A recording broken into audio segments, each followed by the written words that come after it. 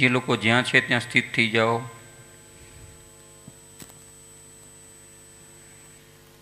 બોલો વૈદિક સનાતન ધર્મ કી જય.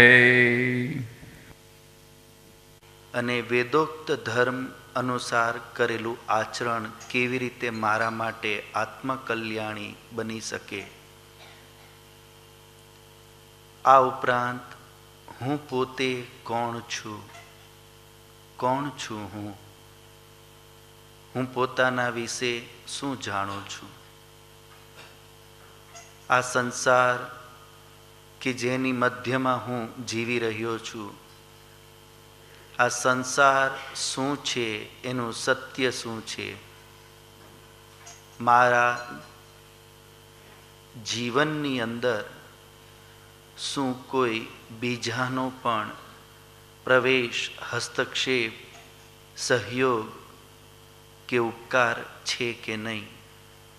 આ વિશે મારી સમજ મને શું કહે છે.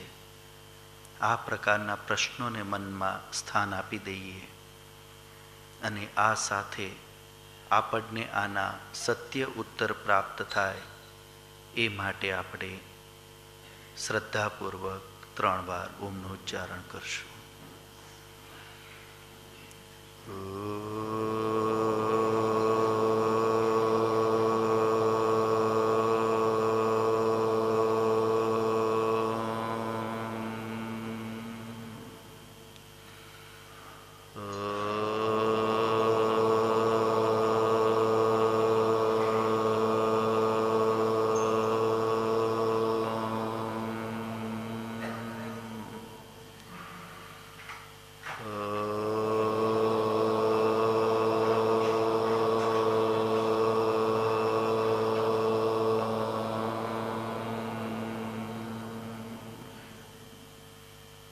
ધીરે ધીરે નેત્રોને ખોલી લઈએ.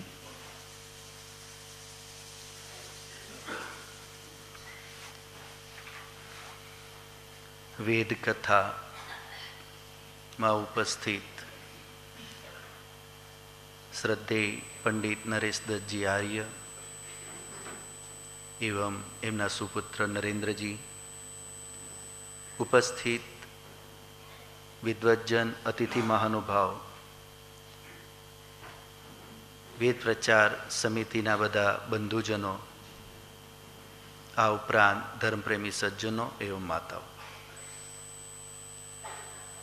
તો 2 દિવસથી આપણે આપણા આત્મકલ્યાણ માટે આધ્યાત્મિક દૃષ્ટિકોણથી જે વિચારો આવશ્યક છે એને કરવાનો પ્રયત્ન કરી રહ્યા છીએ.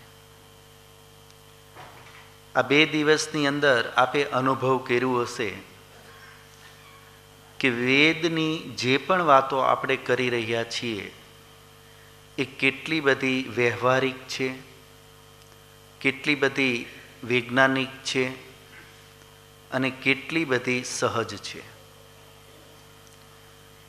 અને ધર્મ જે છે એ વિદ્યાથી પ્રારંભ થાય.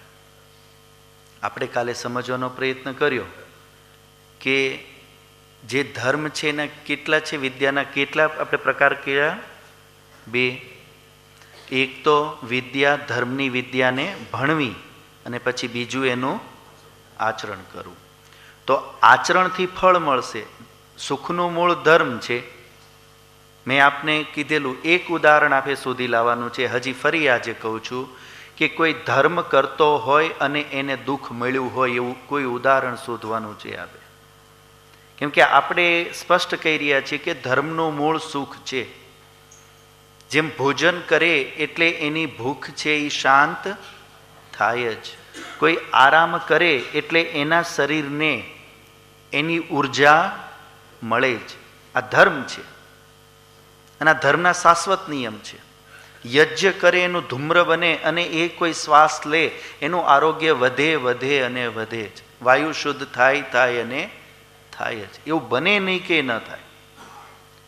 એટલે મેં આપને કીધું હતું કે કોઈ ધર્મ કરતું હોય અને એને સુખ ન મળ્યું એવું કોઈ એક ઉદાહરણ આપે શોધી લાવવાનું છે. હજી પણ આપનું હોમવર્ક છે જ. કે જો આ વ્યક્તિ ધર્મ કરે છે પણ એને સુખ મળતું કે મળ્યું નથી. મેં આપને એ ભ્રાંતિ દૂર કરેલી છે કે ધર્મનું સુખ છે એ સાધનો કે વ્યવસ્થા રૂપનું નથી, એ મન અને આત્મા વચ્ચેની સ્થિતિમાં ઉત્પન્ન થાય. અને એનું ફળ ન મળતું હોય એવું કોઈ ઉદાહરણ આપે શોધવાનું. એટલે આ એટલા માટે કહેવાનું કેમ કે ધર્મ નિશ્ચિત રૂપે સુખ આપશે જ, અને આપી જ રહ્યો છે ધર્મ. જેવી રીતે આપણે સ્વેટર પહેર્યું છે, આપને સુખ મળી રહ્યું છે કે નથી મળી રહ્યું? ધર્મ કરીએ અને સુખ ન મળે એવું બને જ નહીં. હા, અધર્મ કરશું એટલે દુઃખ જરૂર મળશે જ. એવું ક્યારેય ન બને કોઈ અધર્મ કરે ને એને દુઃખ ન ભોગવવું પડે, કે એને દુઃખ પ્રાપ્ત ન થાય. થાય અને થાય. તો જે ધર્મની વ્યવહારિકતા, ધર્મનું ક્ષેત્ર આપણે સમજવાનો પ્રયત્ન કરી રહ્યા હતા કે કોઈ સવાર સાંજ પૂરતો ધર્મ સીમિત નથી. આ તો સવારે ઉઠીએ ત્યાંથી લઈ રાત્રે સૂઈએ ત્યાં સુધી, જન્મથી લઈ અને મૃત્યુ પર્યંત ધર્મ તો સતત જીવન સાથે જોડાયેલો છે. કેમ કે જેવી રીતે મેં આપને કીધું હતું કે ભૂખ પહેલા આવી કે ભોજન? પ્રશ્ન મારો સમજો પહેલા ધ્યાન. ભૂખ પહેલા કે ભોજન પહેલા? ભૂખ અને ભોજનનો સંબંધ કોઈ કાળ વિશેષમાં બી મતલબ કહેવાનો મતલબ ભૂખ અને ભોજન. ભોજન ભૂખ વગર કેવી રીતે હોઈ શકે? ભૂખ છે જ નહીં તો ભોજન શું કરશે? સમજમાં આવે છે? અને ભૂખ હોય અને ભોજન ન હોય તો ભૂખનું શું? અને ભૂખ વગર ભોજનનું શું? તો ભૂખ અને ભોજનનો સંબંધ કેવો છે? અકાટ્ય, અનિવાર્ય, બંને એકબીજા સાથે. જેમ કે દિવસ પહેલા આવી રાત, દિવસ છે ત્યારથી અને ભૂખ છે ત્યારથી. એવી રીતે માનવ જ્યારથી છે ત્યારથી ધર્મ છે. એટલે જેવો ભૂખ અને ભોજન વચ્ચેનો સંબંધ છે એનો કોઈ પ્રારંભ કે અંત કરી શકાય નહીં, એવો જ ધર્મ અને માનવ વચ્ચેનો સંબંધ છે. એને ક્યારેક એમ ન કહી શકાય કે ધર્મની ક્યારેક તો માણસને જરૂર પડે ને ક્યારેક તો નહીં. જેમ ભૂખ અને ભોજનની હંમેશા રહેવાની વ્યવસ્થા અને આવશ્યકતા, એમ ધર્મ અને માનવની પણ હંમેશા રહેવાની વ્યવસ્થા અને આવશ્યકતા. એટલે ધર્મ અનિવાર્ય છે, શાશ્વત છે, પ્રાચીન છે અને જ્યારથી છે ત્યારથી છે. એટલે ધર્મ કોઈ કાળ વિશેષમાં, પ્રસંગ વિશેષમાં, તહેવાર વિશેષમાં કરવાની વસ્તુ નથી. એ આટલું લગભગ અત્યાર સુધીમાં સમજ્યા હશો. આ સતત હાલતા ચાલતા, વિચારતા, બોલતા, કરતા ધર્મ સાથે સતત આપણે જોડાયેલા જ રહીએ છીએ અને રહેવું પડે આપણે. તો કાલે આપણે અમુક વાતો ઉપર વિચાર કરેલો. તો કાલની ઈંટો છે કે ઉખડી ગઈ છે? પમદીનું ચણતર ને કાલનું ચણતર છે?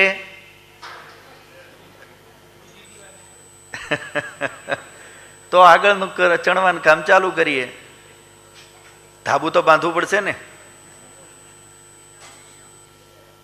તો વાતોનું થોડું આત્મનિરીક્ષણ કરવું જોઈએ. જ્યારે પણ આપ ઘરે જાઓ તો જે કંઈ સાંભળ્યું, અથવા માન લો હમણાં પૂરું થાય આપણે હું તરત પછી ખાવા પીવામાં મન લાગી જાય કે વાતુમાં મન લાગી જાય, એમ ના કરાય.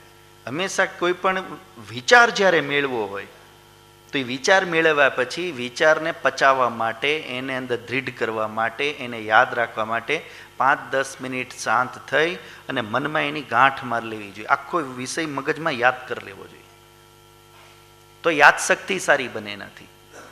અને આપણને યાદ હશે તો કરવામાં પણ સુવિધા રહેશે. ભૂલી જ ગયા શું કરશું શું?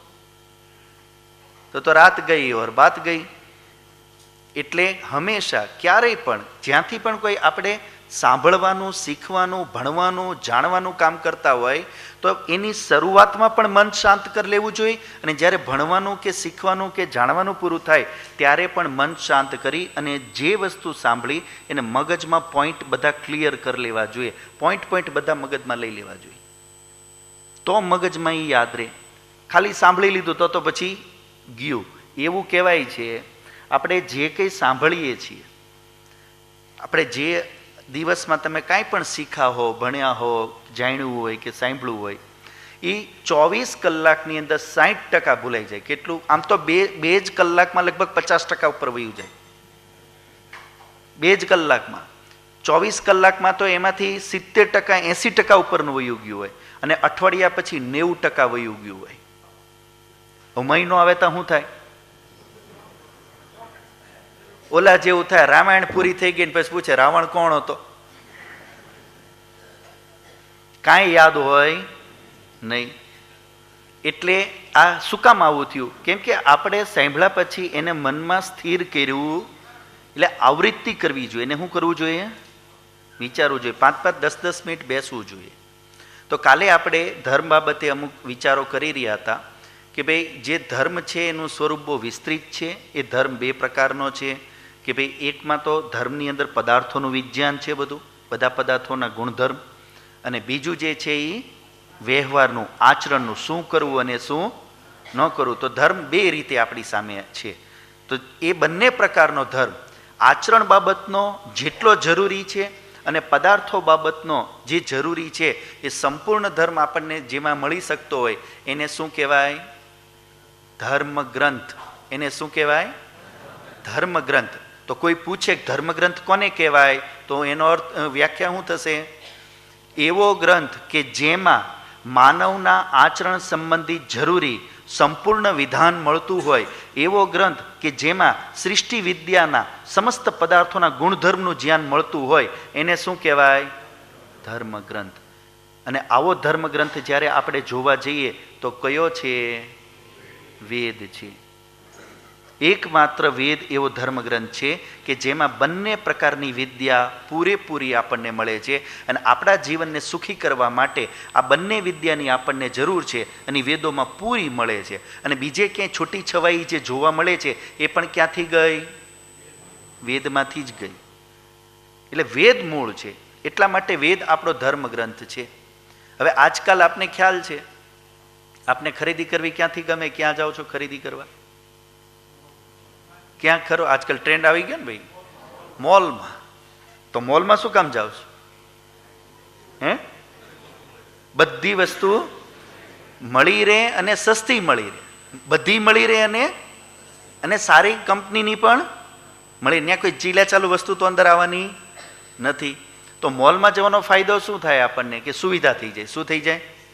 કે ત્યાં જઈએ ને તો બધું જ મળી રહે. તો જેમ વસ્તુઓ આપણને કોઈ એક જગ્યાએથી જોતી હોય તો આપણે ક્યાં જઈએ છીએ? મોલમાં.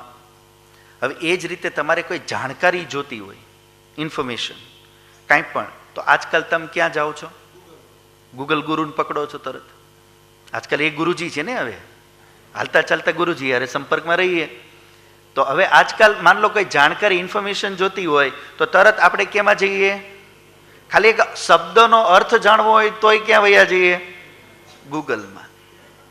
તો કોઈ જાણકારી જોઈએ તો આપણે ગૂગલમાં વયા જઈએ, વસ્તુ જોઈએ તો મોલમાં વયા જઈએ. પણ જ્યાં જીવન ઉપયોગી બધું જ મટીરિયલ એક જગ્યાએ જોઈએ ક્યાં જવું પડે?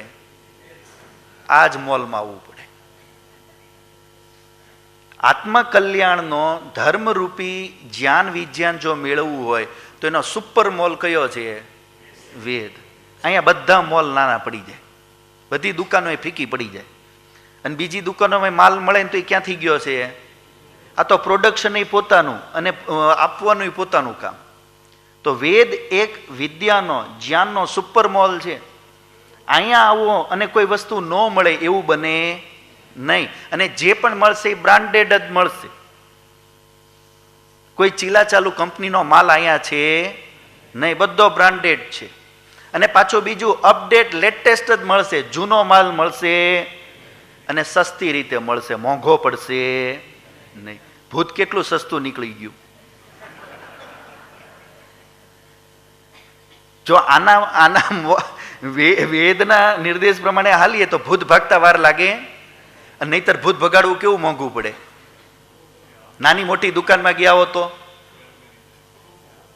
તો કેટલું મોંઘું પડે એ ભૂત. કદાચ 3 પેઢી સુધી ન નીકળે.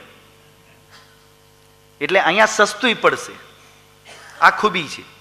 એટલા માટે આપણા પૂર્વજો ખાલી વચ્ચેના 5000 વર્ષ કાઢી નાખો તો 2 અરબ વર્ષ વેદનું શાસન ચાલ્યું છે. કેટલા? તો વિચારવું જોઈએ. અને એનું ચાલ્યું હતું એટલે જ લોકો આયુષ્યવાળા હતા. એનું શાસન હતું, એના પ્રમાણે લોકો જીવતા, એટલે એ બધા ટેકનોલોજીમાં આગળ હતા, નોલેજમાં આગળ હતા, ચરિત્રમય મહાન હતા. અને એ લોકો એટલે જ આખા વિશ્વ ઉપર સામ્રાજ્ય હતું. અને એટલે જ એ લોકો આખી વિશ્વને દેન હતી કે આ બધું આપી શકતા હતા. એ કોના કારણે હતું? આ વેદના કારણે. આજે જે સ્થિતિ થઈ ગઈ, વેદથી દૂર થઈ ગયા. એટલે ફરી જો પાછા વેદની શરણમાં વહી જશું તો ફરી પાછું શું થશે? સરસ્વતી નદી વહેતી થઈ જશે. તો બસ જરૂરી છે આપણે આનું શ્રવણ કરીએ, આમાં વધારે જાણીએ, આગળ વધીએ. તો હવે જે વેદ વિશે આપણે એક નિર્ણય ઉપર પહોંચ્યા કે ધર્મ શું છે, ધાર્મિક કોને કહેવાય, ધર્મ કેટલા છે, ધર્મ ગ્રંથ શું કહેવાય અને ધર્મ ગ્રંથ કયો છે? વેદ. આટલો વિચાર આપણે કરેલો. હવે એ જ વેદ આપણને બીજું શું કહેવા માગે છે, બીજું શું શીખવાડે છે, એના વિશે આપણે થોડો વિચાર કરીએ. આપનામાંથી કેટલા બધા ખીર લગભગ બધા ખાધી હશે? લગભગ તો બધા ખીર ખાધી જ હશે ને? ખાધી નહીં તો જોઈ તો હશે જ. ખાધી તો હોય જ આપણે. અચ્છા, ખીર શેનાથી બને? હે? દૂધ, પછી ચોખા, ખાંડ, બીજું ઇલાયચી, બીજું ડ્રાયફ્રૂટ, અગ્નિ, પછી ઘણું થઈ ગયું ને. હવે તો હારામારી બનશે. તો ખીર આપણે બનાવી હોય, આપણે બધાય લગભગ ખીર ખાધેલી છે, આપણે બધા ખીર બનાવીએ છીએ. તો આ ખીર બનાવવા માટે કંઈક વસ્તુઓ તો જોઈએ. હવે કદાચ એમાં ઇલાયચી, કેસર કે ડ્રાયફ્રૂટ નહીં હોય તો કદાચ ચાલી, પણ કેટલી વસ્તુ બીજી હોવી જરૂરી છે? દૂધ જરૂરી છે, પછી ચોખા જરૂરી છે, પછી ખાંડ. કમસે કમ આટલું જોઈએ કે હજી આમાં જોઈએ કંઈ બીજું? કમસે કમ આ રાંધવા માટેના સાધનો, વસ્તુમાં, એટલે સાધનો ખરા, પણ ખીરમાં જે વસ્તુ જોશે આપણે એમાં તો આ જ જોશે આપણે. તો લગભગ કમસે કમ આટલી વસ્તુ વગર તો ખીર બને નહીં. હવે આમાંથી ખીરની અંદર ચોખાઈ આપ કયો હોય, આપ એમ કહો છો દૂધ પણ હોય, આપ એમ કહો છો કે આમાં ખાંડ પણ હોય, પણ ખાંડ તો ક્યાં હોય છે એમાં? ખીરમાં ખાંડ તો નથી હોતી. તમે ખાંડવાળી ખાવ છો? તમે મોઢામાં ચાવી નથી પડતી? ખીર ખાંડવાળી હોય છે? મેં તો ખીરમાં ક્યારેય ખાંડ નથી જોઈ. કેટલાય ખીરમાં ખાંડ જોઈ? જરા હાથ ઉપર કરજો તો.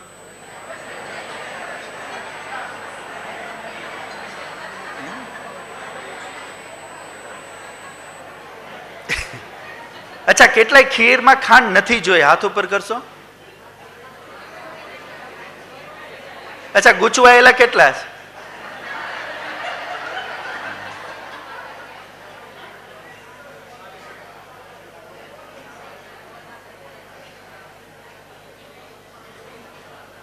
મેં પ્રશ્ન શું પૂછ્યો છે સમજો. ખીરમાં ખાંડ કેટલાય જોઈ? હે? હવે કઈક હોશિયાર થયા. અંદર શું થયું? ઓગળી ગઈ. અંદર શું થયું? ઓગળી ગઈ. તો ખાંડ નો રહી ને? નથી ને ખાંડ? તો બસ કેમ કહ્યું ખીરમાં ખાંડ હોય?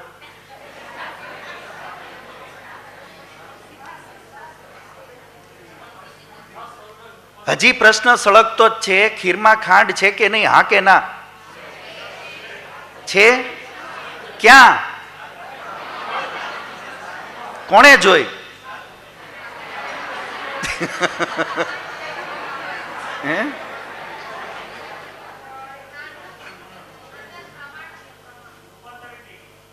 રૂપાંતર શું થયું? રૂપાંતર મીઠાશ. હવે આપ કયો છો ખીરમાં ખાંડ જોઈએ તે, અને પાછી ખાંડ એમાં કોઈ જોતી નથી. પણ ખાવા વાળાને ક્યાં ખબર છે આમાં ખાંડ છે? પણ છતાં એમ કે નહીં કે આમાં ખાંડ છે.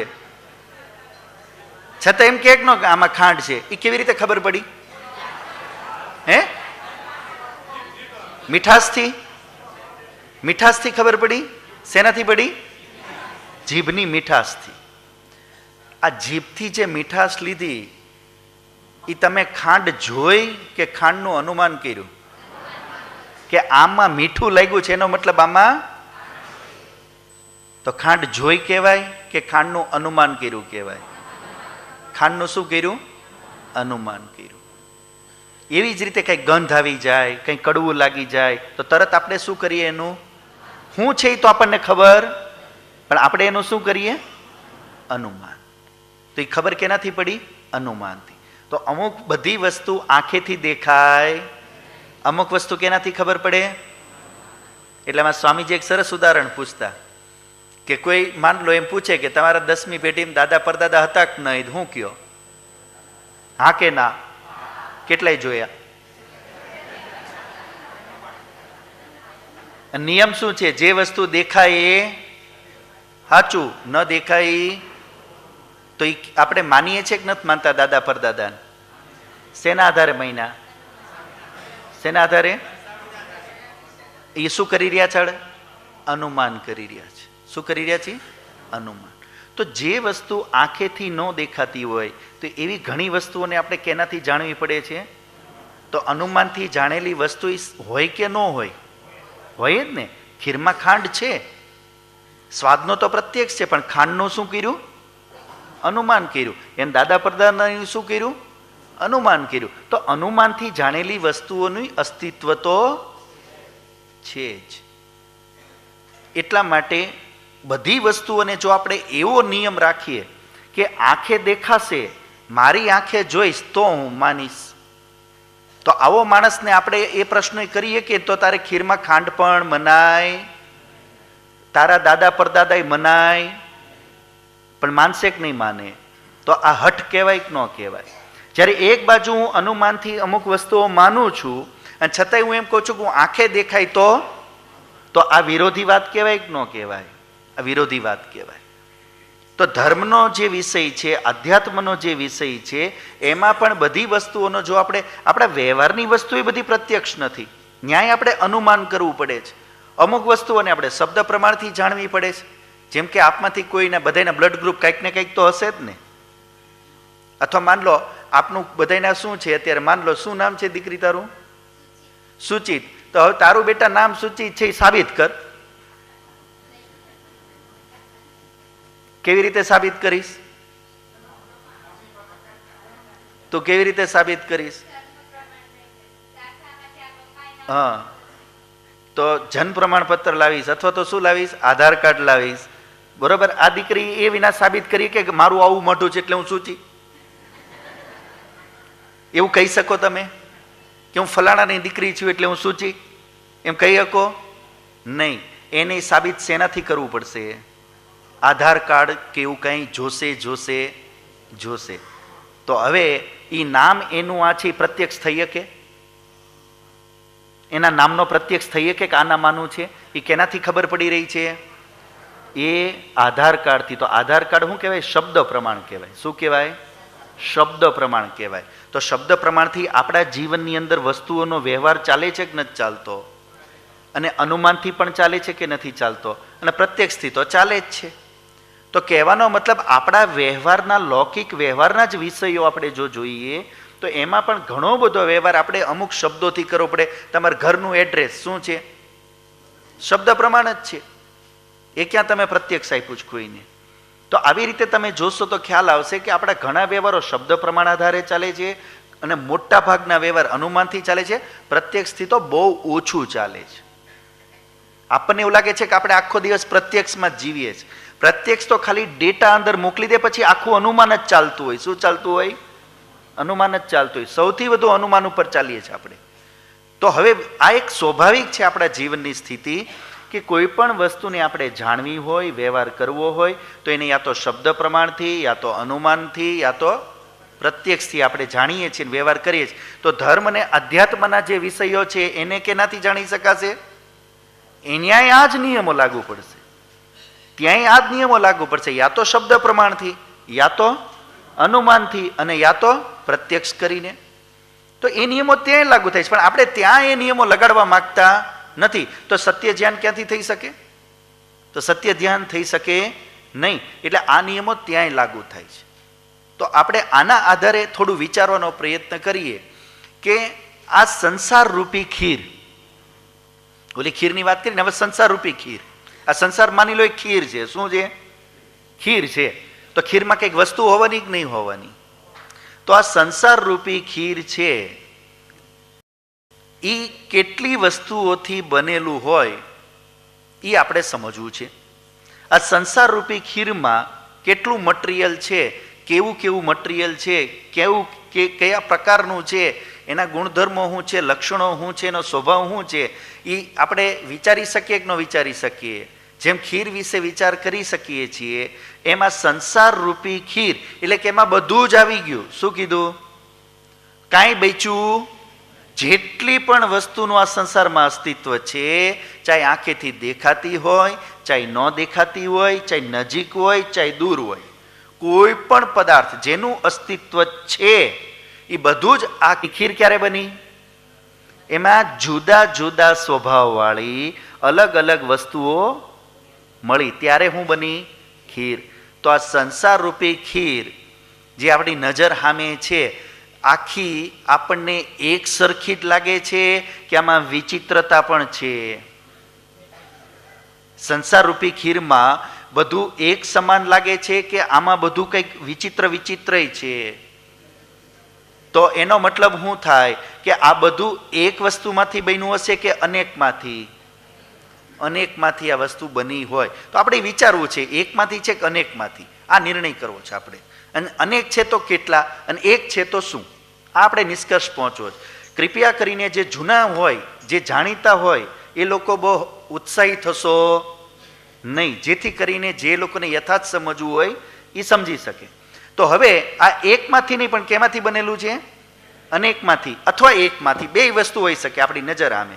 આપણે વિચારીએ કે શું શક્ય છે. હવે જરા વિચાર કરો, જે વસ્તુ સંસારમાં છે આપણે એ દૂર તો નહીં જઈ શકીએ, પણ આપણે કેવલ હોલ લઈ લો. અત્યારે આ શું લઈ લો?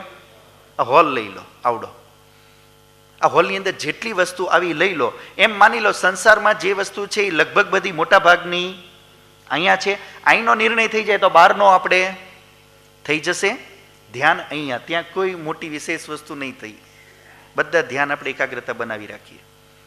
તો આ હોલ જે છે આપણી નજર સામે, તો હોલની અંદર અત્યારે આપણી સામે જે વસ્તુઓ છે એમાં જરા જુઓ તમે કે આપણે કોઈ વસ્તુઓ આમાં કેટલી છે એ નિર્ણય કરવો છે તો આપણે શું કરવું પડે, કેવી રીતે હેલવું પડશે, કઈ કઈ વસ્તુ જરા જુઓ તો કઈ કઈ છે આમાં? શું દેખાય છે હોલમાં? મોટો ફટાફટ બોલવા. માઇક છે, કેમેરો છે, પંખો છે, લાઇટ છે, માણા છે, મોટો મોટો બોલવા. શું શું છે દેખાય છે વસ્તુઓ? આ જે દેખાય છે બધું તો કમસે કમ છે જ ને. ન દેખાતું એવું કંઈ છે કે નથી? હવાઈ છે, હવાઈ છે અહીંયા દેખાતી નથી પણ છે. તો દેખાય એ વસ્તુઓ પણ છે અને નથી દેખાતી એ વસ્તુઓ પણ છે. આ તો સત્ય છે આ હોલનું. પણ હવે એ વસ્તુનું લિસ્ટ બનાવો, કેટલી થશે? અનેક થશે. તો હવે એ લિસ્ટ તો મોટું થઈ જશે. આપણે તો ફટાફટ નિર્ણય પર પહોંચવું છે તો શું કરવું પડે? વર્ગીકરણ કરી નાખવાનું. શું કરી નાખો તો શું થઈ જશે? ગ્રુપિંગ કરી નાખીએ તો શું થઈ જાય? થોડું હેલું થઈ જશે. તો હવે આ બધી વસ્તુને ડિવાઈડ કરો. કેવી રીતે ડિવાઈડ કરવી? કેવી રીતે ડિવાઈડ કરીએ? કાંઈ કેટેગરી બને એની. શું બને? તો કઈ કઈ કેટેગરી બને જરા જોવો તો. હે, એક ઇલેક્ટ્રિકની કેટેગરી. ચાલો, એટલે એમાં લાઇટ, પંખા, વાયર, માઇક, કેમેરો એ બધું એક કેટેગરીમાં. તો હાલો આટલી વસ્તુ જ નીકળી ગઈ. એ તો એક થઈ ગઈ. ફર્નિચર, ફર્નિચર બધું જેટલું ફર્નિચર છે આ બધું આપણે લઈ લો એટલે એક બીજી કેટેગરી બની ગઈ. હવે હે, હાથ ઉપર કરો એટલે ખ્યાલ આવે. કન્સ્ટ્રક્શન. હા, કન્સ્ટ્રક્શન જે ઈંટ, પથ્થર, રેતી, સરિયા બધું એકમાં આવી ગયું. ત્રીજી કેટેગરી બની ગઈ સુશોભન, ડેકોરેશન. જેટલું પણ કરવામાં આવ્યું છે આને એક કેટેગરીમાં લઈ શકાય. 4 થઈ ગઈ. બીજું હવા ને ઈ જે દેખાતું નથી આપણી 5 કેટેગરી થઈ ગઈ. બીજું પ્રકાશ. તો આપણે કુદરતી બધું એક કેટેગરીમાં લઈ લઈએ. હવા, પ્રકાશ બધું એક કેટેગરી બની કે કુદરતી બધી વસ્તુ એમાં 5 થઈ ગઈ. હાજી, માણસો આપણે જ રહી ગયા, વરરાજો જ રહી ગયો. લગ્નનું લિસ્ટ બની ગયું ને વરરાજા બાકી. તો આપણે પણ એક કેટેગરી બનીએ કે નહીં? માણા તો કેટલી થઈ ગઈ? 5-6 કેટેગરી થઈ. બીજું હજી બનીએ કે? ઘણી બનશે, પણ લગભગ સમજો કે મોટી મોટી એટલું જ તમને ખબર પડી કે આટલી બધી વસ્તુઓનું લિસ્ટ બહુ મોટું બની જાત. અને આપણે અત્યારે કોઈ લિસ્ટ બનાવવાનું કામ નથી કરવું, આપણે તો નિર્ણય કરવો છે આ સંસાર રૂપી ખીરમાં મટીરિયલ કયું. તો આપણે એક વિચાર કર્યો કે આ બધી વસ્તુઓને વિભાજિત કરતા કરતા આપણી સામે કેટલી કેટેગરી આવી? પણ હજી જાજી છે થોડી. હજી આનું કંઈક વર્ગીકરણ થઈ જાય ને તો થોડુંક હજી નાનું લિસ્ટ થઈ જાય કે નહીં? શોર્ટ લિસ્ટ કરી નાખાય કે ન કરી નાખાય? હજી આ 5 ને 6 વસ્તુ થઈ, 6 કેટેગરી થઈ. હજી આનું આપણે કઈ વર્ગીકરણ કરવું હોય તો થાય કે ન થાય? હવા,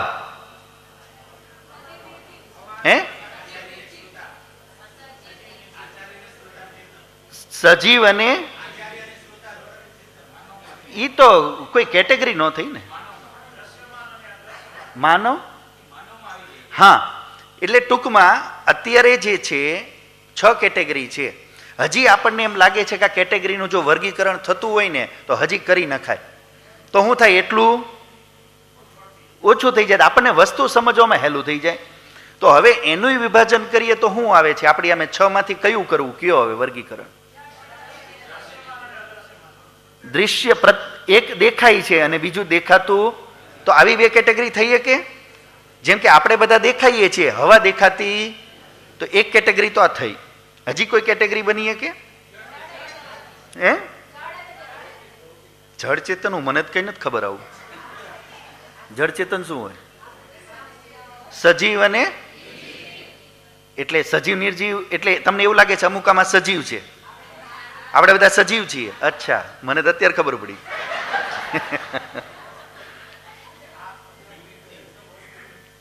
એક સજીવ અને બીજું નિર્જીવ, 2 કેટેગરી થઈ. એક દેખાઈ અને ન દેખાઈ, અને એક સજીવ અને નિર્જીવ. કેટલી કેટેગરી થઈ ગઈ? કેટલી થઈ ગઈ?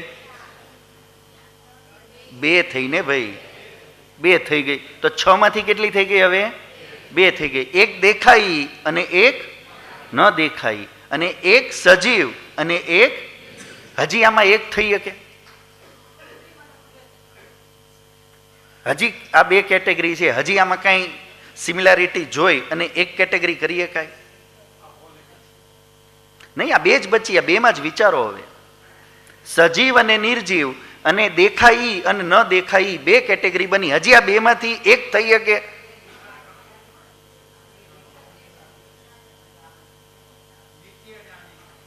આ 2 માંથી એક કરવાની છે, નવી વાત જ ન થવે. આ 2 કેટેગરી લઈને ચાલશો અત્યારે? એક સજીવ અને દેખાઈ અને ન દેખાઈ. અચ્છા, જે નિર્જીવ કયો છો એમાં 2 વસ્તુ છે, દેખાઈ અને ન દેખાવી. અને સજીવ દેખાઈ રહ્યા છે, બધા સજીવ તો દેખાઈ જ રહ્યા છીએ ને, આપણે બધા કેવા છીએ? તો અત્યારે 2 કેટેગરી લઈ શકીએ, સજીવ અને નિર્જીવ વાળી. ઠીક છે, તો આ 2 કેટેગરી આપણી સામે આવી. તો એનો મતલબ એ થયો કે આ સંસારની અંદર જે વસ્તુઓ છે એની આપણે કલ્પના એક હોલ પૂરતી કરી અને હોલની અંદરની વસ્તુનું વર્ગીકરણ કરીએ છીએ. તો આપણી સામે સાર રૂપે કેટલી વસ્તુ આવી રહી છે? સજીવ, નિર્જીવ અને એક દેખાઈ અથવા ન દેખાઈ. આવું જ બારે કંઈક છે. બારનું વર્ગીકરણ જેટલું છે આખા યુનિવર્સને લઈ લો તો એમાં પણ શું થશે? અંતિમ કેટેગરી કેટલી આવશે? 2 જ આવશે, દેખાઈ અથવા અને સજીવ. અથવા તો 2 કેટેગરી લગભગ સંપૂર્ણ સંસારની આપણે કરીએ, જેટલા પદાર્થો અસ્તિત્વમાં વ્યવહારમાં છે એની કેટલી બની ગઈ આપણી સામે? 2. તો એમાં આ જે સજીવ અને નિર્જીવ વાળી કેટેગરી આપ કયો છો, તો સજીવ એટલે શું અને નિર્જીવ એટલે શું? સજીવ કોને કહેવાય? માતાજી બોલ્યા, હા બરાબર. જે હલન ચલન કરી શકે એને શું કહેવાય? સજીવ. વાદળા હાલે ચાલે કે નહીં? વાદળા હલન ચલન કરે છે કે નથી કરતા? એટલે વાદળાને શું કહેવાય? સજીવ. અન્યથા ન લેતા, મારું કામ ખૂંટો ટાઈટ કરવાનું છે. એટલે હલાવતો રહીશ, એટલે ચિંતા ન કરતા પણ બોલે જજો. તો સજીવ અને નિર્જીવ કેવી રીતે ભેદ ખબર પડે? જે પોતાની જાતે હલન ચલન કરે, પોતાની જાતે. વાયુ હલન ચલન કેવી રીતે કરે છે? વાતી ઇતિ વાયુ, વહેવાનો જેનો સ્વભાવ છે એનું નામ વાયુ, પોતાની જાતે જ કરે છે. આવું જ મેં ક્યાંય નથી જોયું. સજીવ કોને કેવું, નિર્જીવ કોને કેવું? ફિલિંગ હોય. ફિલિંગને થોડું ખોલશો. શું ફિલિંગ? ફિલિંગ એટલે શું?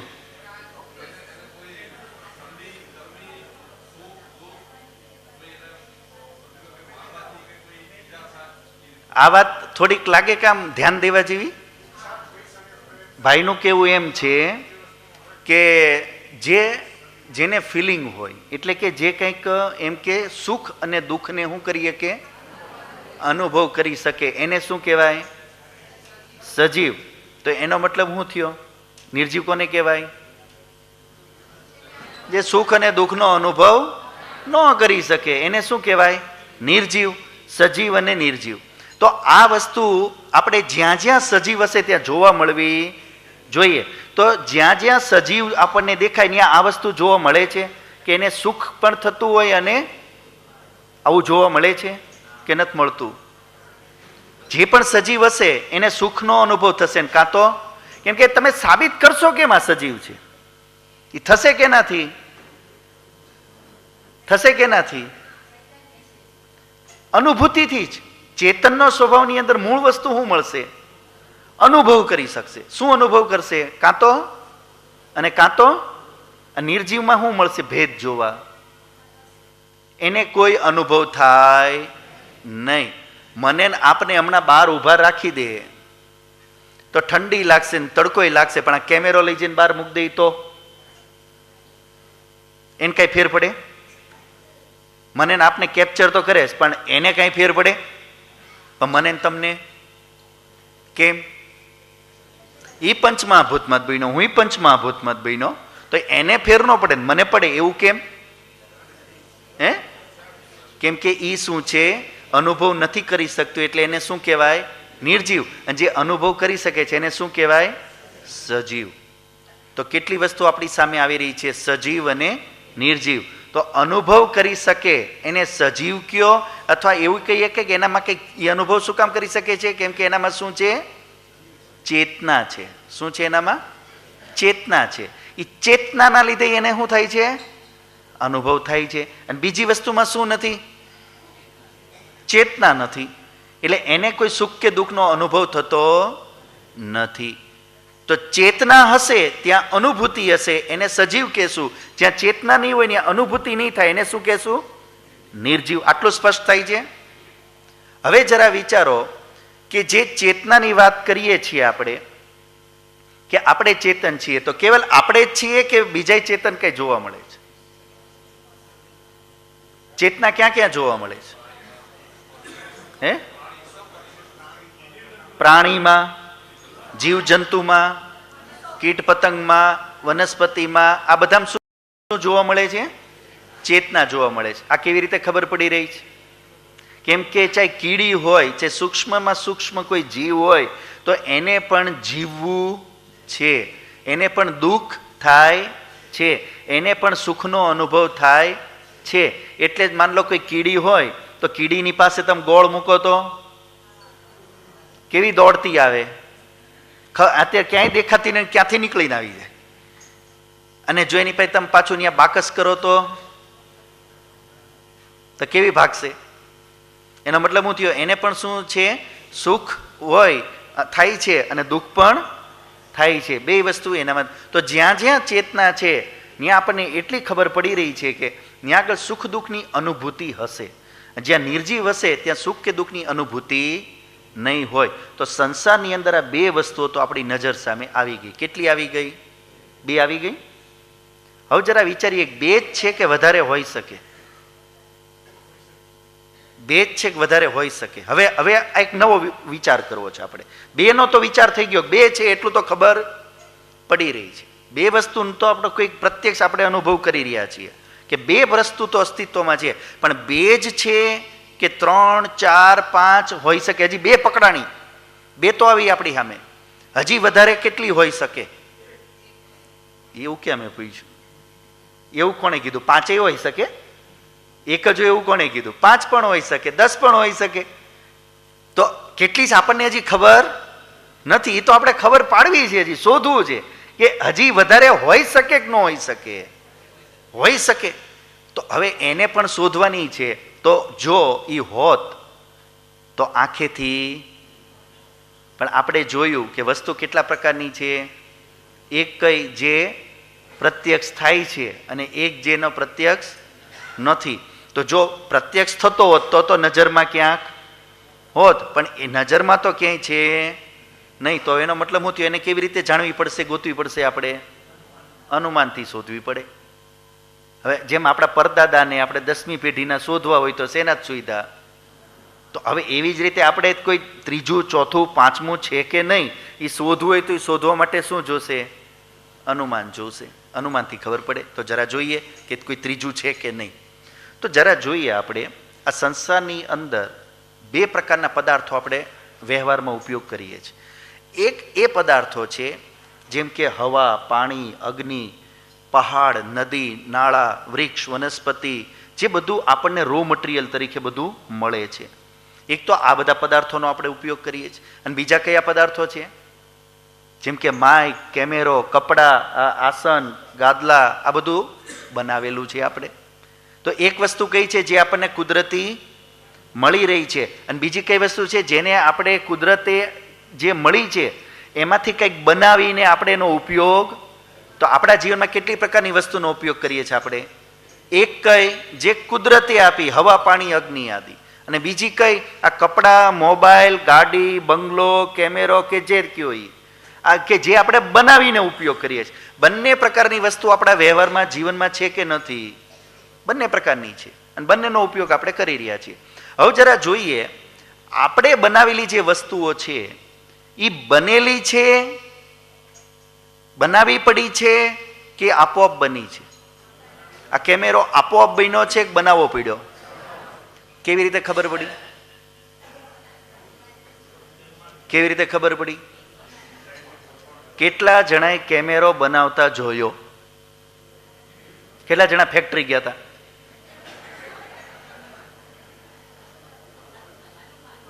હે? કેમેરો બન્યો છે કે હવા પાણીની જેમ તૈયાર આવ્યો હતો? હે? બનાવ્યો છે? જોયો કોઈ? બનાવનારને જોયો કોઈ? તો હું અનુમાન કર્યું તમે? શું અનુમાન શું કર્યું તમે? હે? નહીં, બનાવ્યો છે પણ એમ નહીં, બનાવ્યો છે અનુમાન કર્યું કયા આધારે તમે? હે? નિર્જીવ છે? આપણે માનવે બનાવેલું છે, ખબર કેવી રીતે પડી? હું એ તો પૂછું છું. હે? હા, બનાવનાર છે પણ અનુમાન લગાવ્યું, પણ એ અનુમાન તો કોઈક આધાર તો હોય ને અનુમાન કરવાનો કે ભાઈ સામે ધુમાડા દેખાય છે. તો કોઈ પૂછે કે તમને કેવી રીતે ખબર પડી કે ધુમાડા સામે આગ લાગીશ? તમે એમ કીધું, કોઈ એમ કે તો કોઈ તમને પૂછે કે તમને કેવી રીતે ખબર પડી આગ લાગીશ? તો તમે શું કહેશો? આ ધુમાડા દેખાય. તો કંઈક આધાર તો હોય ને અનુમાન કરવાનો. તો તમને ખબર કેવી રીતે પડી કે આ કેમેરો છે એ કોઈ માણસે બનાવ્યો? જોયો તો નથી તમે?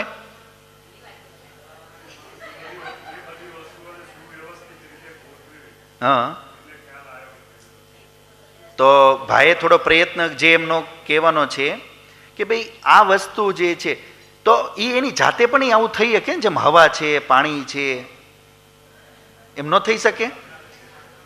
તો એક આપણા વ્યવહારના અનુભવની વસ્તુ પ્રત્યક્ષ છે કે જે જળ વસ્તુ છે એ જળ વસ્તુ આપોઆપ કઈ બનતી કે બગડતી નથી. પણ એ જળ વસ્તુને લઈ કોઈ ચેતન એની ઉપર કંઈક કામ કરે તો શું થાય છે? એને જેવું જરૂર હોય એવું રૂપ આપે છે. કેમ કે જળ વસ્તુ જાતે કોઈ સ્વરૂપમાં સુવ્યવસ્થિત રૂપમાં આવતી આપણને જોવા મળતી નથી. એટલે આપણને ખબર છે કે જો કેમેરો આટલો સુવ્યવસ્થિત છે તો એ કેમેરો તો જળ છે પણ છતાં કેવો છે? સુવ્યવસ્થિત છે. તો કેમેરો જાતે સુવ્યવસ્થિત બની શકે નહીં, પણ એને કોઈ સુવ્યવસ્થિત અને બનાવનાર કેવો હોય? ચેતન હોવો જોઈએ. કેમ કે ચેતન છે એ તો કંઈક વિચાર કરીએ કે આમ કરું આમ કરું આમ કરું આમ કરું તો આમ થશે, આમ કરું આમ થશે, પણ જળ વસ્તુ એ સમજી શકે નહીં. એટલે એક વસ્તુ ખબર પડી કે આને કોકે બનાવ્યો તો છે, અને બનાવનારો કેવો હશે? ચેતન જ માનવો પડે. કેમ કે ચેતન વિચાર કરી શકે, જડ કરી શકે નહીં. તો આપણને આ વસ્તુ જે સમજાય છે કે આ વસ્તુ બનેલી છે, તો એ કેવી રીતે ખબર પડી? એક તો સુવ્યવસ્થિત છે, એક તો શું છે? બીજું એ જાતે આવી રીતે બની શકે નહીં, અને ત્રીજું કે એને આ રીતે કે ભાઈ કેટલું એમાં કવર થશે, કેટલું નહીં થાય, ક્યાં સુધી થશે, આવું પ્રયોજન વિચારી કરી શકે નહીં. આ બધા ધર્મ વિચાર કરવાનો, રચના કરવાનો, આ ધર્મ જળના કે ચેતનના? ચેતનના. કેમ કે આપણે રોટલી બનાવીએ છીએ, કપડાં બનાવીએ છીએ, સાધનો બનાવીએ છીએ, બધા જેટલા વ્યવહારમાં ઉપયોગી છે બધા વાહનો બનાવીએ છીએ, આ બધું જ આપણે બનાવીએ છીએ. આખો દિવસ બનાવવાનું કામ ચાલુ છે. એટલે આપણને એ વાત ખબર છે કે આ બધી વસ્તુ એની જાતે આપણી જરૂર માટે બની શકે એમ નથી. ઘઉંમાંથી રોટલી આપણને જરૂર તો છે, પણ હાથે બને કે બનાવવી પડે? રૂમાંથી કપડાં, આપણે કપડાની જરૂર છે, પણ એ જાતે બને કે બનાવવા પડે? લોઢામાંથી કોઈ પણ સાધન જાતે બને કે બનાવવા પડે? આપણને જરૂર તો છે આની, પણ એ જાતે બની શકતા, પણ એને શું કરવું પડે છે? બનાવવું પડે છે. આટલું સમજાય છે? એટલા માટે આપણે એમ કોઈને જોયા હોય કે ન જોયા હોય તો કોઈ વસ્તુ જોઈએ એટલે તરત આપણે એવું કહી શકીએ કે આ વસ્તુને કોકે બનાવી છે, કેમ કે આ જાતે બની શકતી નથી. અને બીજું કે એને આવી સુવ્યવસ્થિત જાતે થઈ શકે પણ નહીં. એટલે આને કોકે વિચારપૂર્વક યોજનાબદ્ધ આને શું કર્યું છે? બનાવ્યું છે. ને એ જ રીતે આપણા બધા વ્યવહાર ચાલી રહ્યા છે.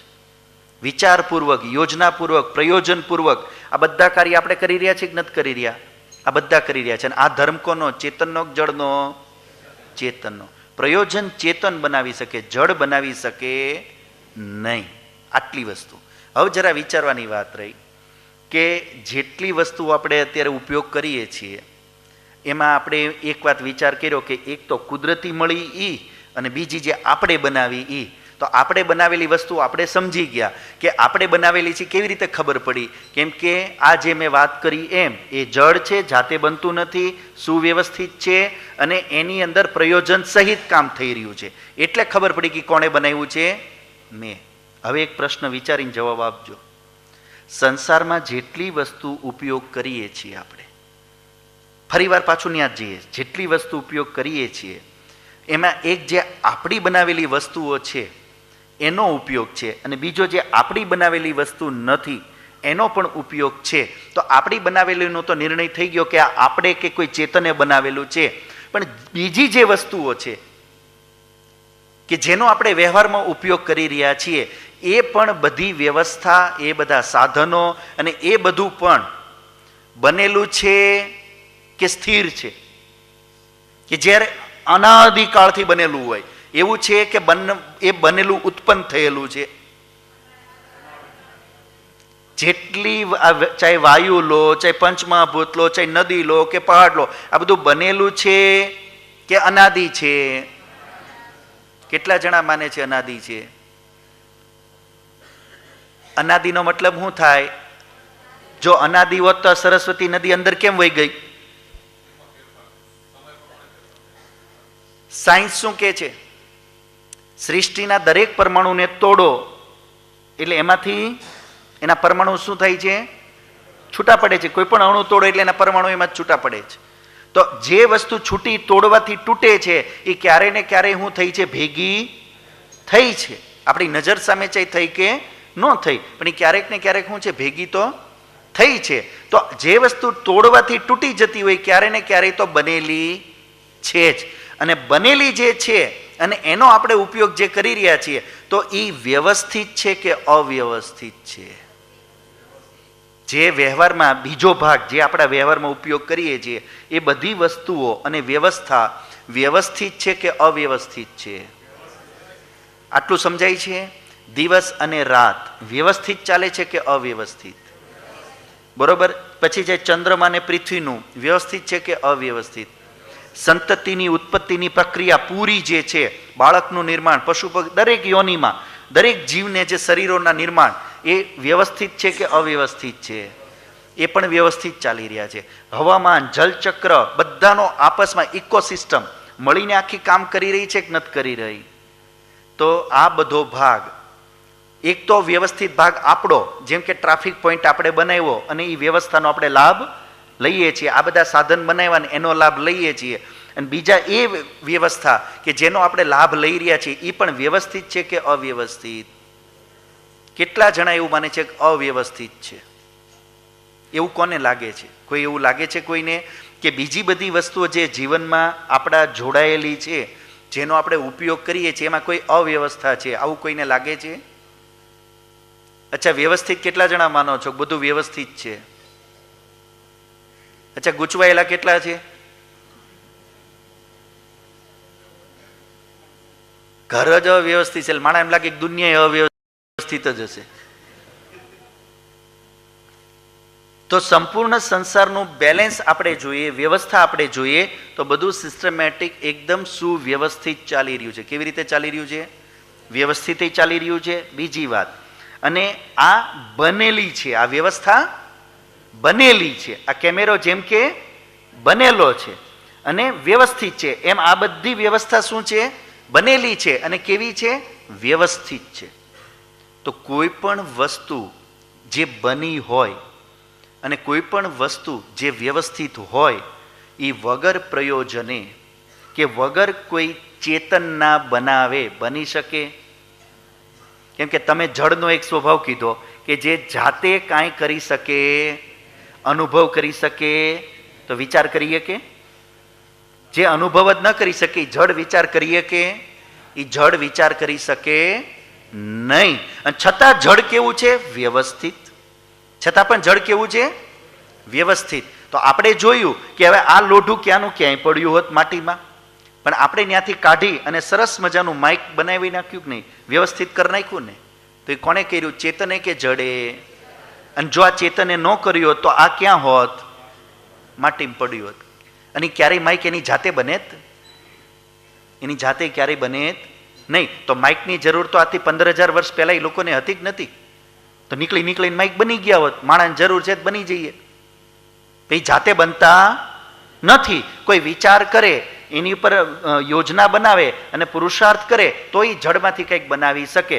તો જળ જાતે કંઈ બનતું નથી, એને કોઈ ચેતન બનાવે. તો આ બધી વ્યવસ્થા જે સૃષ્ટિની અંદર છે એ બનેલી પણ છે અને વ્યવસ્થિત પણ છે. અને જળ પણ વાયુ જળ છે કે ચેતન? કેવી રીતે ખબર પડી વાયુ જળ છે? કેવી રીતે ખબર પડી? વાયુને કોઈ અનુભૂતિ હોય નહીં. અગ્નિ જળ છે કે ચેતન? કેવી રીતે ખબર પડી? એને કોઈ અનુભૂતિ હોય નહીં. એને તમે તેજ કરી નાખો, ઓછી કરી નાખો કે એને કંઈ ફેર પડે નહીં. એને બુઝાઈ નાખો કે એને તમે પ્રગટાવી રાખો એને કંઈ ફેર પડે નહીં. ચાહે પંચમહાભૂત કોઈ પણ લઈ લો, બધું એમાંથી જ બન્યું છે. તો આ બધું જ કેવું છે? જળ. તો હવે જરા વિચાર કરો કે આ આખી વ્યવસ્થા જે આપણે જીવનમાં ઉપયોગ કરીએ છીએ, જલ, વાયુ, આ બધું જળ પણ છે. આપણે એમાંથી જ બનીએ છીએ. એમાંથી જ આ સંસાર પણ બને છે. એમાંથી જ આ બધા ગ્રહ નક્ષત્રો બને છે. એમાંથી જ આ બધા લોઢું, ચાંદી, સોનું, બધા પદાર્થો બને છે. એમાંથી જ આ બધી ઔષધિઓ બને છે. આ બધું જ જળમાંથી બને છે. અને જળનો સ્વભાવ જાતે કાંઈ કરવાનો છે નહીં. અને બધું બન્યું પણ છે અને વ્યવસ્થિત પણ છે. તો આ કોઈ જળ બનાવી શકે કે ચેતન? અને આપણે હમણાં પદાર્થ ગણ્યા તો ટોટલ કેટલા આપણી સામે આવતા હતા? 2. એક જળ અને એક. તો આ ધર્મ કોનો? ચેતનનો. આ ચેતનનો કે જળમાંથી કંઈક લઈને બનાવવું, આ ધર્મ કોનો? ચેતનનો. અને કોઈ વસ્તુમાંથી રૂપાંતરિત થઈને કંઈક બનવું, એ ધર્મ કોનો? જળનું. તો હવે ચેતનની વાત, ચેતને બનાવ્યું હોય આ બધી વ્યવસ્થા જે છે એ કોઈ ચેતનથી જ બને, જળ જાતે બનાવી શકે. હવે ચેતનમાં તો કોણ કોણ છીએ? હું અને તમે.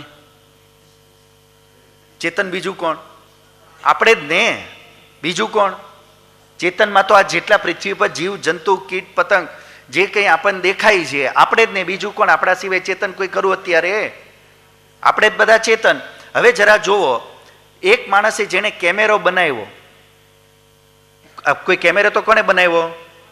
કોઈને કોઈ માણસે બનાવી નાખ્યો. શું જેણે કેમેરો બનાવ્યો છે એ જ વ્યક્તિ શું સૂર્ય બનાવી નાખશે? એ જ રીતે માન લો તમારા ઘર સુધી નર્મદાની પાઇપલાઇન આવે છે અને સુવ્યવસ્થિત પાણી તમને સપ્લાય મળે છે, એ કોઈ માણસે બનાવ્યું કે નહીં? શું આવી જ વ્યવસ્થા જે રીતે જલની આખી પ્રક્રિયા છે, સમુદ્રમાંથી બાષ્પીભવન થવું, વાદળો બનવા, વરસવું, પડવું, આ વ્યવસ્થા હું તમે બનાવી નાખશું? જેને નર્મદાની યોજના બનાવી નાખશે કે નહીં બને? કોઈ પણ વસ્તુ લઈ લો તમે, માન લો કે કોઈક રમકડું કોકે બનાવ્યું, શું એ રમકડા સારામાં સારું રમકડું સેન્સર વાળું લેટેસ્ટ આજકાલનું મોડર્ન કોઈ રમકડું કદાચ કોઈએ બનાવ્યું હોય, શું એ રમકડો બનાવવા વાળો કોઈ માણસનું શરીર બનાવી નાખશે? પણ બન્યું તો છે કે નહીં? સમજો છો જરા? એવી વસ્તુ આપણા વ્યવહારમાં જીવનમાં આપણે પ્રયોગ કરી રહ્યા છીએ કે જે બનેલી તો છે અને જાતે બની શકે એમ પણ નથી અને વ્યવસ્થિત પણ છે અને આપણાથી પણ બને એમ છે ને? નથી. જે આપણાથી પણ બને એમ નથી અને ચેતનના બનાવ્યા વિના એમ બને નથી. ચેતન સૌથી મોટો ડોન. આપણે યુનિવર્સનો સૌથી મોટો ડોન કોણ? મનુષ્ય. આપણે ડોન છીએ ને. યુનિવર્સનો સૌથી મોટો ડોન કોણ અત્યારે? આપણે તો પોતાને જ માનીએ છીએ, પણ આપણી હેકડી નીકળી જાય કે નહીં આ બનાવવાનું થાય તો? આ આપણા બસની વાત છે નહીં, પણ વ્યવસ્થિત છે અને ચેતન વિના બને એમ નથી. તો અહીંયાથી હવે શું વિચારવું પડે? શું વિચારવું પડે? બે વસ્તુઓ સંસારમાં આપણી સામે આવી હતી અને એ બેમાંથી આ ચેતનના બનાવ્યા વગર બને એમ નથી અને જે ચેતનો અત્યારે છે એની આ તેવડ નથી. તો શું માનવું પડે? સંભળાતું નથી. કોક બનાવવા વાળું કોણ? તમે કે હું? નાસા વાળા હશે.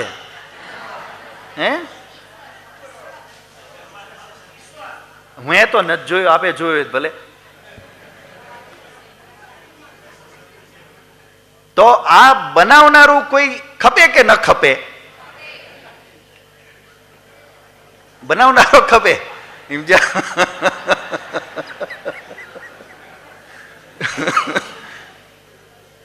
તો હવે એ બનાવનારો આપણે ખપે એ આપણને અનુમાનથી ખબર પડી. શેનાથી પડી? કેમ કે આપણે બધાના સ્વભાવ જોઈ લીધા. જળનો જોયો, ચેતનનો જોયો, આપણી સીમા પણ જોઈ, જળની સીમા પણ જોઈ, અને છતાં જે જોવામાં આવી રહ્યું છે એ આ બેમાંથી એકથી થાય એમ નથી. એટલે ત્રીજું કાંઈક તો, હજી હું આટલું જ કહું, ત્રીજું કાંઈક તો છે. ત્રીજું તો કંઈક છે. અને એ ત્રીજું જે છે એ જળ હશે કે ચેતન? શક્યતા તો બે જોવાની, કાં તો અને કાં ચેતન. તો એ જળ હશે કે ચેતન? જળ કેમ નહીં? કેમ કે તો પાછો પ્રશ્ન એનો ઈ જ રે. એને બનાવે કોણ? તો એ પણ કેવો હશે? ચેતન જ હશે. આટલું સમજમાં આવે છે? તો હવે યુનિવર્સની આ ખીરમાં કેટલા જણા સામે આવ્યા? સંસાર રૂપી ખીરમાં કેટલા પકડાણા? એક તો જળ પકડાણો, એક આપણે પકડાણા, અને ત્રીજોય પકડાણો, એક ત્રીજોય પકડાણો ને, તો 3 પકડાણા. તો આ ખીરમાં 3 તો છે. હજી જો ચોથો હશે કે નહીં હોય? હજી વિચારો, હજી ચોથું કોણ? ચોથું કોણ હોઈ શકે? આ યુનિવર્સને, આ સંસારને હજી પણ આમાં કરો અનુમાન, લગાવો દિમાગ કે ચોથું શું? બ્લેક હોલ તો હશે જો, પણ એ પણ જળનો જ ભાગ છે. તો ચોથું શું? ચોથું હશે કે નહીં હોય? હશે તો એ ખબર કેમ પડશે? ત્રીજાની ખબર કેવી રીતે પડી? અનુમાનથી. તો હવે ચોથાની પડશે જ કેનાથી પડશે? તો કરો અનુમાન. ચોથો દેખાય તો પકડો કે ના, હજી મને એવું લાગે છે કે આમાં આમ તો રહી ગયું, એ ચોથો હોવો જોઈએ. તો આપણે એનો વિચાર કરી લઈએ.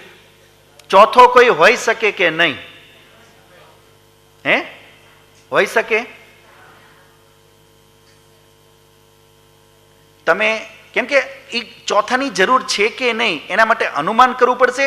અને અનુમાન ત્યારે જ થઈ શકશે જો આપણી નજર સામે કોઈ એવી વસ્તુ આવે કે જેનું એક્ઝિસ્ટન્સ તો છે પણ આ ત્રણેય ઉપર ઘટતું, તો ચોથાની તરફ આપણે જવું પડે.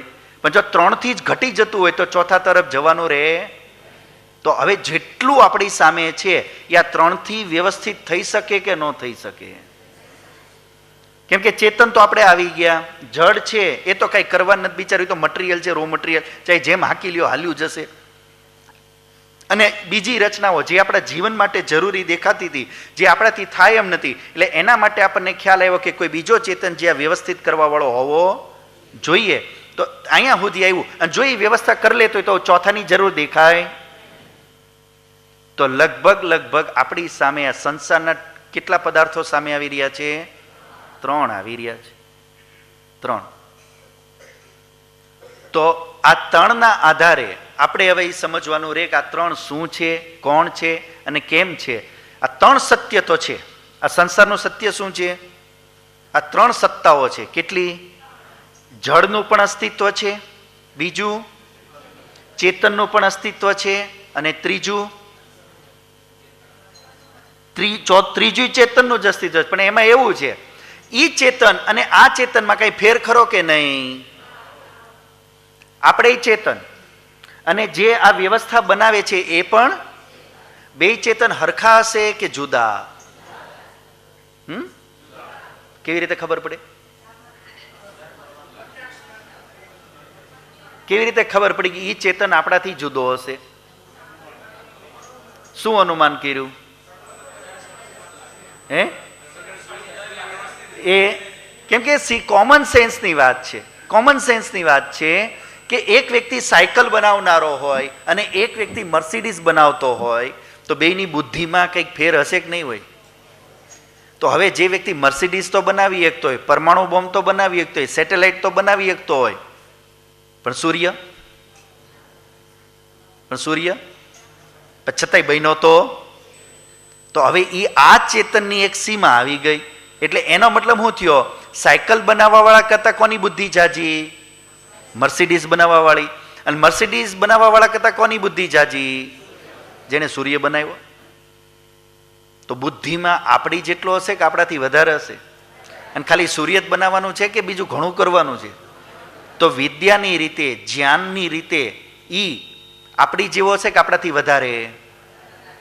તો જેની પાસે આપણા કરતા જાજુ જ્ઞાન હોય તો એને શું કહેવાય? જે બધું જાણતો હોય. ઘણીવાર આપના કોઈ ફ્રેન્ડ સર્કલમાં હશે, એને તમે કાંઈ પણ પૂછો તો ફટ દઈને જવાબ આપી દે. ઘણા આવા હોય કે ન હોય? કે આ તો સર્વજ્ઞ છો, આને બધી ખબર પડી જાય છે. આપણે કહીએ કે ન કહીએ? મતલબ જેને બધી ખબર પડતી હોય ને આપણે શું કહીએ? સર્વજ્ઞ કહીએ. તો જેને આખી આ સૃષ્ટિ રચના કેમ કરવી, આખી વ્યવસ્થા કેમ કરવી, આ બધી કેવી રીતે લોકોને ક્યાં હું કેમ એમની જરૂરિયાતો છે પૂરી કરવી, આ આખી વ્યવસ્થા જ્ઞાન વગર થઈ શકે? તો એની પાસે શું હશે? જ્ઞાન. અને જ્ઞાન પણ કેટલું? એની કોઈ સીમા બાંધી શકશું? એટલે અને જેટલું જરૂરી છે એ બધું થઈ રહ્યું છે કે નથી થઈ રહ્યું? તો એને શું કહી શકાય? સર્વજ્ઞ. શું કહી શકાય? સર્વજ્ઞ. બધું જ જાણે છે. એ જ રીતે હવે તાકાતમાં તમે જુઓ, તમે લાડવો બનાવો તો કેવી રીતે બનાવો? કેમ? જો માતાજી કહે છે આજની પેઢી જ નહીં બનાવતી હોય ને આવડતોય નહીં હોય. લાડવા વાળવા દો ને તો એ ભૂકો કરી નાખશે. પણ જો માતાજીને ખબર છે આમ, તો આમ એ કરવાનું, આમ એ કરવું પડે કે નહીં? કેમ? હે એ શું કરી રહ્યા છે આપણે એને? અને હારવાર ધ્યાને શું રાખવાનું છે? સમોસું બનાવવાનું છે કે લાડવો? એટલે ગોળે રાખવાનો, બળે દેવાનું છે અને ગોળે રાખવાનું. તો બધી બાજુથી સમાન બળ મળવું જોઈએ ને. કેવું દેવું પડે? બધી બાજુથી સમાન બળ દેવું પડે, ત્યારે ગોળ બને. આખા યુનિવર્સની અંદરના પદાર્થો જોવો કયા શેપમાં છે. અને વસ્તુને ગોળ બનાવવા માટે હેની જરૂર પડે? બળની. સમાન બળ. પણ બળ એ કેટલું જોઈએ? લાડવો બનાવવામાં કેટલું જોઈએ? અને એક સૂર્યન બનાવવો હોય કેટલું જોઈએ? કેટલું જોઈએ? તો બળ જોઈએ કે ન જોઈએ કોઈ પદાર્થને બનાવવા? એ બળ કેટલું હશે? મતલબ આપણા કરતા તો, એટલે એને શું કહીએ કાંઈ? જેની પાસે આખા સંસારની રચના કરવાનું સામર્થ્ય છે તો એને શું કહી શકાય? સર્વશક્તિમાન. આપણા કરતા તો ખૂબ વિશાળ, એટલે એને શું કહી શકાય? સર્વશક્તિમાન. એટલે જ આમાં એક વાત જોડાયેલી છે, હારવાર સ્પષ્ટ કરી દઉં. એક તમે બધાય વાત સાંભળી હશે કદાચ, એની મરજી વિના પત્તુંય હલતું નથી. કેમ કે એ કેવો છે? સર્વશક્તિમાન. હવે આ એટલું ઊંડું ઉતરી ગયું છે બધે કે એની મરજી વિના પત્તુંય હલતું નથી. કેમ કે એ કેવો છે? સર્વશક્તિમાન. એટલે એનો મતલબ એવું થયું, આનો અર્થ એવો થયો ને તો કે સંસારમાં જે કંઈ પણ થઈ રહ્યું છે તો કોની મરજીથી થઈ રહ્યું છે? હે, સંસારમાં જે કંઈ પણ થઈ રહ્યું છે તો એ કોની મરજીથી થઈ રહ્યું છે? સમજમાં આવી? એની મરજી વિના પત્તુંય હલતું નથી. એનો અર્થ એ કે જે કંઈ પણ સંસારમાં થઈ રહ્યું છે અથવા થાય છે, કોની મરજીથી થાય છે કે થઈ રહ્યું છે? એ સર્વશક્તિમાનની મરજીથી. તો હવે સંસારમાં ચોરીઓ થઈ રહી છે કે નથી થઈ રહી?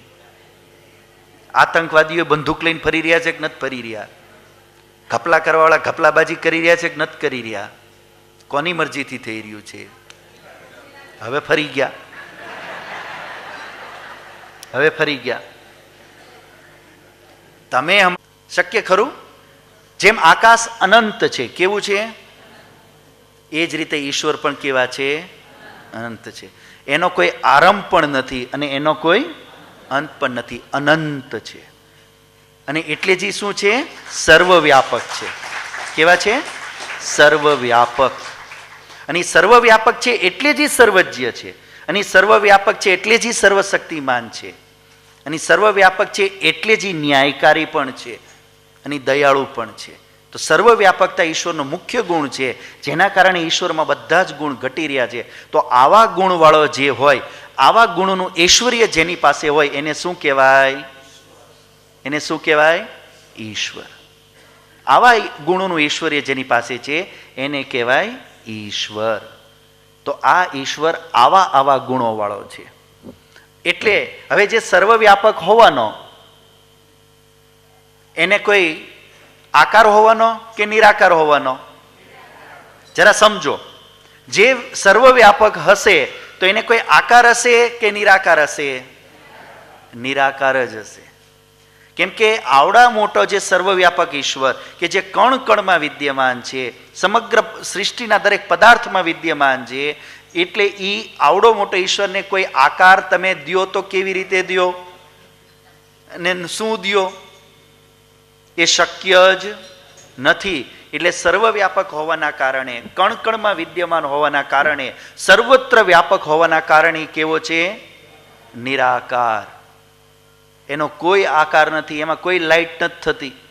ઘણા છે ને ધ્યાનમાં બેઠા હતા કે મને કંઈક પ્રકાશ જેવું થયું હતું, એને લાગે પ્રકાશ, ઈશ્વર આવીને કંઈક ચમકીને વયો ગયો. એનામાં કોઈ એવો ભૌતિક પ્રકાશ નથી. કોઈ ભૌતિક જે ગુણધર્મો છે એનામાં ઘટતા નથી, એનાથી પરે છે. એટલે જ શું છે? ઈશ્વર છે. અને કેવો છે? નિરાકાર છે અને સર્વત્ર વ્યાપક છે. તો આ ઈશ્વર કે જે એક ત્રીજો એવો ચેતન છે કે જે આ છોટા ચેતનને, આ સંસારરૂપી પદાર્થ બધા આપે છે અને આપણે એને લઈને જીવન જીવીએ છીએ. અને આ સમગ્ર પૃથ્વી જે પંચમહાભૂતની રહ્યા એને આ બનાવે અને આપણને આપે છે. તો સમગ્ર સૃષ્ટિનો રાજા, સમગ્ર સૃષ્ટિનો માલિક, સ્વામી કોણ છે? ઈશ્વર છે. આ બધું કોનું છે? ઈશ્વરનું છે. આ આપણું નથી. કેમ કે હવે આ તો વાત થઈ ઈશ્વરની કે ભાઈ ઈશ્વર કેવો છે, તો કે ભાઈ આવો છે. અચ્છા, છોટા ચેતનની કંઈક હશે કે નહીં હોય? હે, છોટા ચેતનમાં કંઈક હશે ને? આ તો એના ગુણધર્મ સ્વભાવ થયા. અચ્છા, છોટા ચેતન કેવો હશે? છોટા ચેતન છે કે નથી? છે. તો એ કેવી રીતે ખબર પડી? છોટા ચેતન છે એ ખબર કેવી રીતે પડી? અરે ભાઈ, આપણે અનુભવ કરીએ છીએ. આપણને ભૂખ લાગે છે, તરસ લાગે છે, ઠંડી ગરમી લાગે છે, આપણને સુખ દુઃખ થાય છે, એટલે ખબર પડી કે હું શું છું? હું ચેતન છું. કોઈને એવું તો નથી થતું? સેન્સર બંધ નથી થઈ ગયું ને કોઈનું? કે ના ના, મને કઈ હવે સંવેદના જ નથી થતી, અનુભવ. એવું કોઈ ચેતન નહીં મળે કે જે એમ કહેતું હોય કે મને હવે સુખ દુઃખની અનુભૂતિ નથી થતી, કે હું મારે સુખ હવે જોતું નથી, દુઃખથી વાંધો નથી. આ ક્યારેય નિયમ બદલાશે નહીં. ચેતન હશે એ સુખ દુઃખની અનુભૂતિ કરશે જ, અને દુઃખ એને અપ્રિય હશે અને સુખ એને પ્રિય જ લાગશે. આ એનો સ્વભાવ દરેક જગ્યાએ જોવા મળવાનો. તો હવે એ ચેતનના જેમ ઈશ્વરના ગુણો છે એમ આ ચેતનના કોઈ ગુણો હશે કે નહીં હોય? આ ચેતનના કોઈ ગુણો હશે? એ કયા ગુણો હોઈ શકે? તો એક ચેતના તો છે, કેમ કે આપણે અનુભવ કરીએ છીએ. તો એક ગુણ કયો આવ્યો? ચેતન છે. અને એ ચેતન છે કેવી રીતે ખબર પડી? કેમ કે આપણે અનુભવ કરીએ છીએ. બીજા કયા ગુણ એવા છે આપણામાં કે જેનાથી આપણે ચેતન છીએ ખબર પડે? હે, ચેતનના લક્ષણ જુઓ. કોઈ પણ વસ્તુને આપણે એના લક્ષણો ઉપરથી જ પકડી શકીએ. તો ચેતનના લક્ષણો કયા? એક તો અનુભૂતિ કરવી, એ તો બહુ મોટું મોટું લક્ષણ છે. પણ આમ સ્પેસિફિક આપણે કેવું હોય કે નહીં આ જ લક્ષણ એના છે, તો શું કહી શકીએ? ચેતનમાં શું જોવા મળે? ઈચ્છા. આખો દિવસ શું ચાલતું હોય? ઈચ્છા. ઈચ્છાઓનો અંત થાય છે. ઈચ્છા જ આપણું સ્વરૂપ છે. અને માણસ એમ કે ઈચ્છા બંધ કરી દો. ઈચ્છા કોઈ દી બંધ ન થાય, આપણો સ્વભાવ છે. પણ ભૌતિક ઈચ્છાઓ, રાજસિક ઈચ્છાઓ, તામસિક ઈચ્છાઓ બંધ કરવાની હોય. જે સાંસારિક ઈચ્છાઓ છે ને બંધ કરવાની હોય. મૂળ ઈચ્છા ક્યારેય બંધ થાય નહીં, જે સુખ પ્રાપ્ત કરવાની. કેમ કે આપણો સ્વભાવ છે. તો ઈચ્છા છે એ ચેતનનું એક લક્ષણ થયું. ઈચ્છા છે એ ચેતનનું શું થયું? એનો મતલબ થયો જ્યાં પણ ચેતન હશે ત્યાં ઈચ્છા જોવા મળશે. આ એક વાત. એવો કોઈ ચેતન દેખાડો કે એ હોય ત્યાં ઈચ્છા ન હોય. કેમ કે ચેતનની આપણને ખબર જ એનાથી પડશે કે એનાથી ઈચ્છાથી. તો ચેતનમાં એક લક્ષણ તો કયું ઘટે છે? ઈચ્છા. બીજું લક્ષણ શું ચેતન હશે એનું? હે, દ્વેષ. દ્વેષ તો ખરાબ વસ્તુ ન કહેવાય. જો ધર્મમાં એમ કીધું છે દ્વેષ નહીં કરવાનો, તો દ્વેષ કેવી રીતે? દ્વેષ એવી રીતે કેમ કે એને શું ગમે છે અને શું નથી ગમતું? બસ તો મારે દુઃખ નથી જોતું. બસ આ જ એક એની જે ભાવના છે એનું નામ શું છે? દ્વેષ. આપણા વાળો દ્વેષ નહીં જે ઓલા બીજાનો કચ્ચર ઘાણ કાઢ નાખવાની વાત હોય એ નહીં. આત્માનો સ્વાભાવિક દેશનો મતલબ એટલો જ મારે દુઃખ જોતું. આ સતત આપણી અંદર ચાલતું હોય છે કે નથી ચાલતું? જ્યાં જ્યાં દુઃખ આવે ત્યાં આપણે શું કરીએ? બચવાનો પ્રયત્ન કરીએ. આ કેના કારણે કરીએ છીએ? આપણામાં શું છે? દ્વેષ છે. અને સુખ મેળવવાની ઈચ્છા છે. તો ઈચ્છા અને દ્વેષ બે લક્ષણ થયા. બીજું શું લક્ષણ ચેતનમાં ઘટતું જોવા મળે છે? હે, પ્રયત્ન. તો હવે ખાલી ઈચ્છા કે દ્વેષ કરી એ અટકી જશે કે કંઈક કરશે? આપણે ઈચ્છાને પ્રયત્ન કરીને અટકી જઈએ છીએ, કંઈક કરીએ આપણે તરત કંઈક એક્શન લેશું. મતલબ આપણે કંઈક ચેષ્ટા કરશું. શું કરશું? સુખ હશે તો મેળવવા માટે કરશું, દુઃખ હશે તો છોડવા માટે કરશું. તો એને શું કહેવાય? પ્રયત્ન. એને શું કહેવાય? તો આ એ ચેતનનું લક્ષણ છે, એનો ગુણ છે. તો જે છોટા ચેતન છે એમાં ઈચ્છા પણ હશે, દ્વેષ પણ હશે અને પ્રયત્ન પણ હશે. અને સુખનો પણ અનુભવ કરતો હશે અને દુઃખની અનુભૂતિ. આ બંનેની અનુભૂતિ કરવાનું સામર્થ્ય પણ હશે. કેટલાક લક્ષણ ત્યાં? નહીં. ઈચ્છા, દ્વેષ, પ્રયત્ન, સુખનો અનુભવ અને સુખ અને દુઃખનો આ બંનેનો અનુભવ કરવાનું સામર્થ્ય. બરોબર, એટલે 5. અને બીજી વસ્તુ, હવે આ બધું કરવા પાછળ પ્રયત્ન જ્યારે કરશે, તો મેં તમને એક સિદ્ધાંત પરમ દિવસે જ સમજાવી દીધો હતો. કોઈ પણ પ્રયત્ન ક્યારે થાય? જ્યારે ઈચ્છા, અને ઈચ્છા ક્યારે થાય એના ઉપર આધાર રાખે, જ્ઞાન ઉપર. જ્ઞાન કેવલ ચેતન કરીએ કે જડને જ્ઞાન થાય. હવે હું ગમે એટલું તમને ઉપદેશ દઈને વયો ગયો, તમને કંઈક ફેર પડશે, આ માઇકને શું ફેર પડે? આખી વેદકથા ગળી ગયું, પણ એને શું ફેર પડે? જેને તો ચેતનને તો જ્ઞાન થાય, જડને થાય તો જ્ઞાન ગુણ પણ કોનો છે? ચેતનનો. તો કેટલા થયા? 6 ગુણ.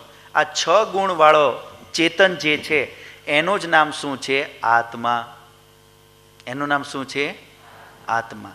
જ્યાં પણ આત્મા રૂપી ચેતન હશે ત્યાં 6 લક્ષણો જોવા મળશે. હવે જરા જુઓ, સંસારની અંદર જેટલી પણ આત્માઓ છે, જે જીવ છે, ચેતન છે, એ બધાની અંદર શું જોવા મળી રહ્યું છે? દરેક પ્રાણીની અંદર ઈચ્છા જોવા મળે છે કે નથી? દ્વેષ જોવા મળે છે કે મારે દુઃખ જોતું? દરેક પ્રાણી, ચાહે સિંહ હોય તોય ભલે, ક્રૂર હોય, મગરમચ્છ હોય તોય ભલે, પણ એને દુઃખ ગમે નહીં. દેવું એ અલગ વાત છે, પણ પોતાને થાય ગમતું નથી, તો એ પણ જોવા મળશે. બધા જ પ્રાણીઓ કંઈક ને કંઈક શું કરતા હોય છે? પ્રયત્ન, અને સુખ અને દુઃખનો અનુભવ, અને એ બધી ક્રિયા પાછળ એની પાસે શું છે? જ્ઞાન. આ 6 લક્ષણ સંસારમાં ક્યાંય પણ કોઈ પ્રાણી ઘટશે, જે છે જોવા મળશે, એમાં 6 લક્ષણ ઘટશે. જ્યાં પણ ચેતન નહીં હોય ત્યાં આ લક્ષણો ઘટશે. હવે આ 6 લક્ષણના નિર્જીવ વસ્તુ પર લગાડો, ઘટે? એક પણ નહીં ઘટે. જ્યાં ચેતન હશે ત્યાં આ બધા ઘટતા જોવા મળે છે આપણને. આ ચેતન જે છે એનું જ નામ આત્મા. અને આ આત્મા કરતા ઓલો આત્મા કેવો છે? એના જેવો કે થોડો વિશેષ? એટલે પરમાત્મા. સમજમાં આવી વસ્તુ? આ પણ ચેતન, એ પણ ચેતન, પણ આના ગુણો સીમિત છે, એના ગુણો વિશેષ છે, અનંત છે. એટલે આત્માને ઈ આ પુરુષ અને ઈ પરમ પુરુષ. આ વિશે આ ભેદ છે આપણો અને એનો. તો આવા લક્ષણો આપણામાં 6 ઘટે છે. ખબર એ કેવી રીતે પડે? હજી એક થોડી રીતે સમજી લો. જ્યારે પણ કોઈ વ્યક્તિનું મૃત્યુ થાય તો આપણે એક જ સમય એવો આપણા, કેમ કે અત્યારે આપણે પોતાને શું માનીએ છીએ? શરીર કે આત્મા? પોતાને શું માનીએ છીએ? ચેતન કોને માનીએ છીએ? શરીરને જ માનીએ છીએ. પણ એક મૃત્યુ સમયે જ્યારે બોડી ઘરે પડ્યું હોય, હજી સ્મશાનમાં લઈ ગયા, બસ એટલો ટાઈમ જ તે તત્વજ્ઞાનનો છે. એટલો જ ટાઈમ. ત્યાં 2-3 પ્રકારનું તત્વજ્ઞાન થઈ શકે. એ જ્યારે શરીર પડ્યું હોય અને એની અંદરથી કોઈ આત્મા નીકળી ગયો હોય, અને એ વખતે જે શરીર છે એમાં શું ખૂટ્યું? જરા જોવો તો. સીધું એમ ન બોલો. એમાં શું ઘટ્યું? વજન ઓછો થયો? હે? ઘણા તો એમ કહે છે કે એક મરદાને એમ કે ભાઈ ઓલા કાચના બોડીમાં રાખ્યું, બરોબર, મરવાના ટાઈમ ઉપર જ હતો, કાચની પેટીમાં બંધ કરી દીધું અને મરી ગયો તો 30 ગ્રામ વજન ઓછું થઈ ગયું. આવું ઘણા કહે છે. આપણે જોશું 30 ગ્રામ થાય કે ન થાય. પણ પહેલી વસ્તુ, જે શરીર આપણું છે એ શરીર જ્યારે મૃત્યુ થાય તો એમાં કાંઈ ખૂટ્યું હોય છે? ફેફસા છે, લીવર છે, હાર્ટ છે, માઇન્ડ છે, બધી નસ નાડીઓ છે, બધી જ વસ્તુ એમ નામ છે કે નથી? ઓક્સિજન બહાર પડ્યો છે કે નથી પડ્યો? બધી જ વસ્તુ એમ નામ છે, પણ છતાં કોઈ કામ ચાલતું તો ત્યાં શું ઘટેલું દેખાય છે? જરા જુઓ તો. એ ચેતના ઘટી. ભાઈ ચેતનામાં શું ઘટી ગયું? ઈચ્છા વહી ગઈ. હવે એને કોઈ ઈચ્છા થાય? ઈચ્છા થાય એને કોઈ? બીજું શું વયું ગયું એમાં? તમે એને સ્મશાન સુધી લઈ જાઓ છો, એ ક્યારે લઈ જાઓ છો? એ તમને લઈ જવા દે છે ત્યારે? જો એમાં કંઈક પ્રયત્ન હોત અને ઈચ્છા કંઈક હોત તો લઈ જવા દે? મારા રોયા ક્યાં ઉપાડ્યો મને?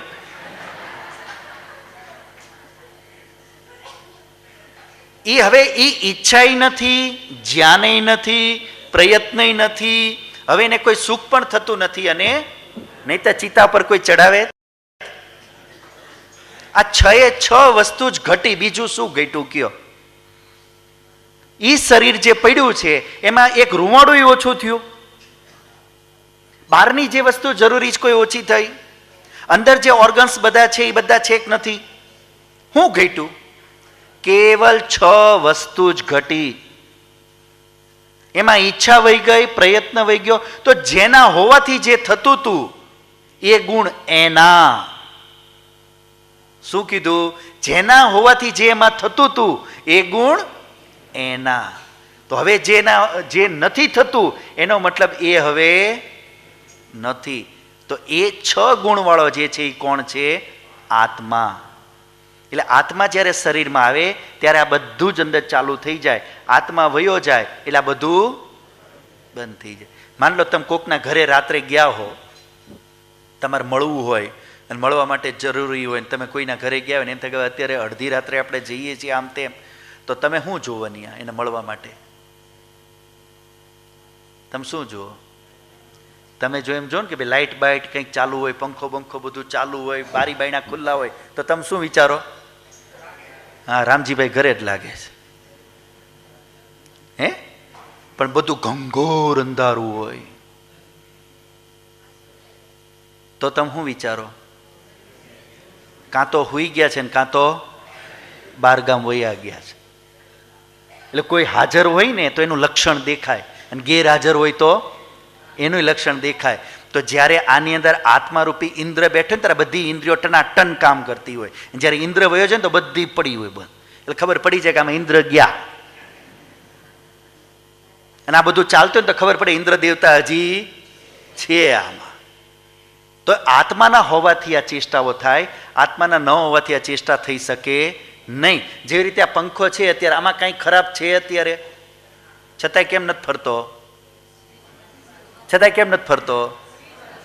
ખાલી સ્વિચ બંધ. પણ સ્વિચ બંધ થવાથી થયું હું? કરંટ નથી આવી રહ્યો. હમણાં જો સ્વિચ પાડો, જેવો કરંટ અડે એટલે પંખો, તો પંખો ફરે છે કે પંખાને કરંટ ફેરવે છે? ફરતો તો પંખો દેખાય પણ ફેરવે જ કોણ? તો એવી રીતે ઓલો કરંટ રહ્યો ને વયો ગયો. એ કરંટ આવે એટલે મંડે કૂદવા નાચવા. તો એ કરંટ અંદર આત્માનો છે, આ શરીરનો નથી. આ પંખા જેવું જ છે, આમાં કાંઈ ખરાબ નથી થયું, પણ કરંટ વયો ગયો શું કરી લ્યો? હવે આ પંખાનું કાંઈ ન થાય, ગમેલો રૂપાળો હોય. તો એ જે 6 લક્ષણ જેનામાં ઘટે છે એ શું છે? આત્મા. તો ઈશ્વર સર્વવ્યાપક છે. તો આત્મા કેવો છે? આત્મા કેવો છે? કેવડો હશે? અંદાજ લગાવો. તો આત્માના 6 લક્ષણ એ તો તમે સમજી ગયા, પણ હશે કેવડો?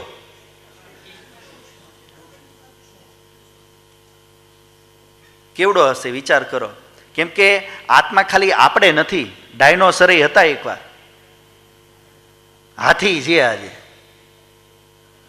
તો હાથીમાં જે આત્મા હોય, આપણામાં આત્મા હોય, કે બીજે જે કે આત્મા છે, એ આત્મા આપણને એક વિચારણી વિષય છે કે આ બધી આત્મા એક છે, અલગ અલગ છે, કેવડી છે, કેવડી નથી, એ પણ એક વિચારણી વિષય છે. તો એ આત્મા કેવો છે, એના ગુણધર્મ કેવા છે, એની ગતિ કેવી છે, શું છે શું નહીં, જો આ બધું જાણવું હોય તો આપણે આગળ ફરી પાછા ભેગા થશું. તો અત્યારે સમય થયો છે, અહીંયા આગળ આપણે વિરામ રાખશું. ઇતિ ઓમ શમ. આચાર્યજીએ ધ્યાન રાખીએ આપણે કે આજે ઘણી બધી ઈંટો મૂકી છે, પાછી ખરી ના પડે, કારણ કે પ્રત્યક્ષ પ્રમાણ, અનુમાન પ્રમાણ અને એક મારા કરતાં વિશેષ ચેતનરૂપી ઈશ્વર, 3 સત્તાઓનું અસ્તિત્વ છે. ત્રણેયના ગુણધર્મ, સ્વભાવ અલગ અલગ છે. એ શું છે એને મનમાં સ્થિર કરી લઈએ. જે કંઈ જ્ઞાન આપણને પ્રાપ્ત થયું, જેમની કૃપાથી પ્રાપ્ત થયું, એમના પ્રતિ આપણે કૃતજ્ઞતા પ્રકટ કરીએ.